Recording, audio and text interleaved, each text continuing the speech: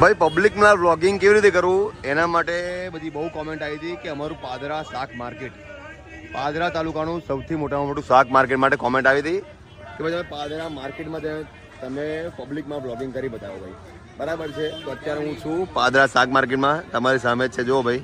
અને અત્યારે હું વ્લોગિંગ કરું છું, દરેક વ્યક્તિ મને જોવે છે. અને મેઇન વસ્તુ છે ખબર છે ભાઈ કે તમે જ્યારે વ્લોગિંગ કરો ને તો ખાલી તમે બોલતા જ છો તમારી પર્સનલ વસ્તુ, બરાબર છે, કોઈ પ્રોબ્લેમ છે નહીં.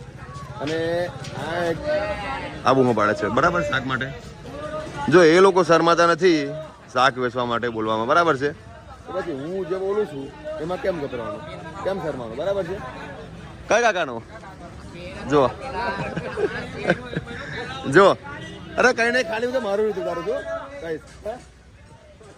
હું એમ કહું છું બસ, એટલે મારે ખાલી એટલું જ કેવું છે કે તમે જે શાક માર્કેટ વેચો બરાબર છે, તમે શાક માટે તમે કઈ શરમાવ છો ભાઈ બોલતા હોય કે આટલાના કિલો બટાકા, આટલા કિલો બટાકા એવું, બરાબર છે. તો મારે એ જ કેવું છે કે તમે આ જો વ્યક્તિ જે છે ભાઈ આટલા શાક માર્કેટ કે છે, હા એમડી એ આવી ગયા છે, વાંધો નહીં, બરાબર છે. તો એ લોકો જો પબ્લિકના બૂમો પાડતા શરમાતા નથી ભાઈ, પોતાનો પર્સનલ ગ્રો કરવા માટે, બરાબર છે. તો પછી હું જે વિડીયો શૂટ કરું છું એમાં હું કમ શરમાવું, હું આરામથી પર્સનલ મારો વિડીયો શૂટ કરું છું અને મારી રીતે બોલું છું. એ લોકો આખા શાક માર્કેટની અમે બોલે છે ભાઈ આ વસ્તુ આટલાની છે, આ વસ્તુ આટલાની છે, એ લોકો જો બિંદાસ બોલતા હોય તો મને એની શરમ છે, બરાબર છે.